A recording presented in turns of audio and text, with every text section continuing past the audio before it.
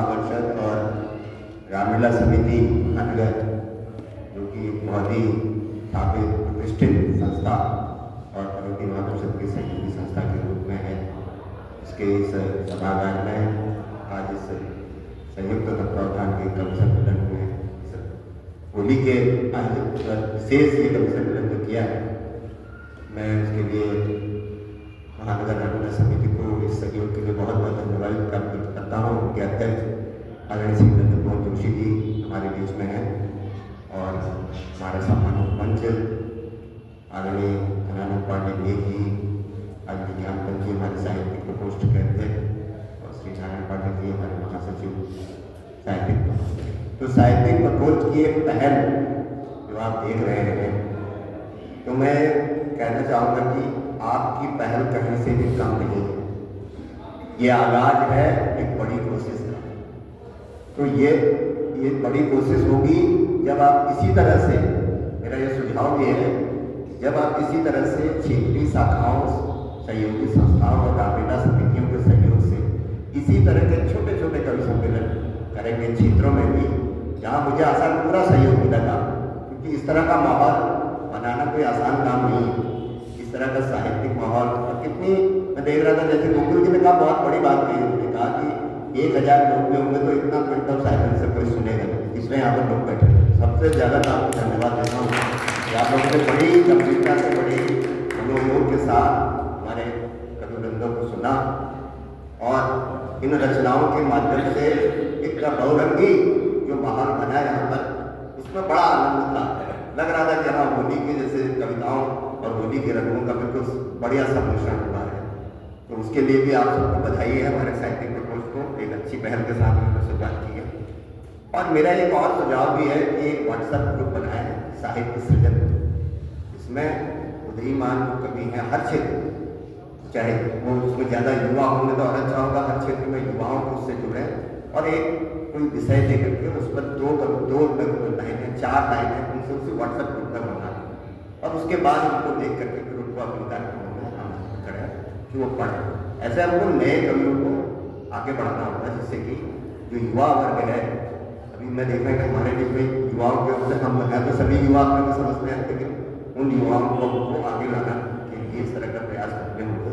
और मुझे पूरी आशा है कि ज्ञानपंत जी जैसा व्यक्ति, जो बहुत ही व्यवहारिक व्यक्ति है, मैंने देखा उनके पास बहुत अनुभव है और उनकी बातों से तो सबको सहेज कर रखना, सबको साथ लेकर चलते हैं, जो उनका गुण है, वो इस साहित्यिक प्रकोष्ठ को और नारायण पांडे जी का जो अनुभव है, जो उनके अंदर विद्वता है, वो इस साहित्यिक प्रकोष्ठ को आगे लगेगी। जैसे लोहानी जी का आपने सुना, उनको मैंने सिर्फ मंच पर रामलीला में अभिनीत करके देखा था, लेकिन आज उनके शब्दों को सुनकर के बहुत आनंद हुआ कि इतना बढ़िया उन्होंने लिखा, गुवाहाटी में भी और अपने भाषा में भी, हिंदी में भी। तो इस तरह से साहित्यिक प्रकोष्ठ के माध्यम से पार्वती महापरिषद की जो कई वर्षों से लंबित पहल की, जिसको आज आपने सार्थक रूप देना शुरू किया, मैं उसके लिए बहुत का। और वैसे तो मैं कभी नहीं हूँ, लेकिन कभी कभी लिख लेता हूँ, जैसे बाथरूम सिंगर होते हैं वैसे मैं उसी टाइप का मैं भी कभी हूँ। तो मैं श्रोता और कवि के बीच में एक संबंध को कहता हूँ कि कवि एक अद्भुत प्राणी होता है। कवि एक अद्भुत प्राणी होता है, न वो हंसता है न वो रोता है, क्योंकि जब रचना लिख देता है तो उसके बाद ना वो, क्योंकि वो पहले ही भाव से गुजर चुका होता है, न वो हंसता है न वो रोता है, न वो कुछ पाता है न कुछ खोता है, न वो कुछ पाता है न वो कुछ खोता है, वो तो भावों के बीजों को कागज की क्यारी में बोता है। वो तो भावों के बीजों को कागज की क्यारी में बोता है और उस क्यारी में होते हैं अनवरत फूल, और उन फूलों की ओर जो आकर्षित होता है वो श्रोता। उन फूलों की ओर जो आकर्षित होता है वो श्रोता है। तो आप सभी वही श्रोता हैं जो इन्होंने लिखा, जो सृजन किया, और सृजन की इस जो ये सृजन की जो मुद्रा है, परमात्मा और प्रकृति ही ऐसा वरदान देती है और सबको नहीं मिलता ये। तो जिस पर प्रकृति की और परमात्मा की कृपा होती है वही इस काम में आगे बढ़ता है, इस सृजन कार्य का आगे बढ़ता है। तो इसको परमात्मा का, माँ सरस्वती भक्ति का कहिए, आशीर्वाद सुनिए, ऐसे लोग हमारे बीच में हैं जो हमारी बात को हमारे साथ कहें, हमारे मन में दबी हुई कुंठाओं को, हमारे मन में दबी हुई तमाम जो विचलन है उनको कहीं न कहीं शब्दों के रूप में जब सुनते हैं तो ऐसा लगता है कहीं ये हमारी ही बात है। तो ये बड़ी बात है। तो इन कविता के माध्यम से आज यहाँ पर रस की प्राप्ति हुई है। तो मैं होली के अवसर पर जो एक अंतरा मैंने अभी तक लिखा है उसी को मैं सुना देता हूँ आपको। रंगों की उड़ान फागुन की नरम हवा ने, रंगों की उड़ान फागुन की नरम हवा ने चुपके से संदेश सुनाया। सूनी गलियों भीगे आंगन में रंगों ने फिर डेरा डाला। सूनी गलियां भीगे आंगन में रंगों ने फिर डेरा डाला। अंबर से उतरा गुलाल जैसे सपनों की परतें खुली, मन की धूल झटक कर सबने नई उमंगों की राह चुनी। ढोलक की थाप पे धड़कन नाची, हंसी ने बांधे रंगीन तार, रूठे रिश्ते गले मिले जब खिल उठा हर एक द्वार, खिल उठा।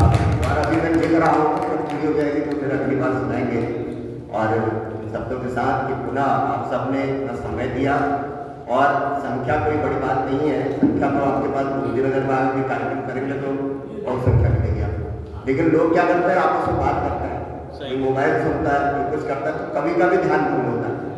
तो इस तरह का जो ऑडियंस मिलती है, जैसे आज यहाँ पर मिली, तो ये आदर्श ऑडियंस है। तो ऐसे सुधी श्रोता मिले तो फिर क्या बात है। तो मैं सबको धन्यवाद देता हूँ, तो होली की बहुत बहुत शुभकामनाएं देता हूँ। और 1 तारीख को पर्वतीय महापरिषद में होली का बहुत ही शानदार कार्यक्रम रखा गया है, जिसमें आपको कुमाऊनी, गढ़वाली, रंग और त्योहार संस्कृति, संस्कृति होलियाँ वहाँ पर देखने को मिलेंगी। और साथ ही साथ पर्वतीय महापरिषद घोड़ा की टीमों को इस वर्ष रजत जयंती वर्ष के अवसर पर साड़ी भेंट कर रहा है, तो उन सबका भी पंजीकरण वहाँ पर होगा। तो एक अच्छा मिला जुला कार्यक्रम वहाँ पर आयोजित कर रहे हैं। तो आप सबको सपरिवार बहुत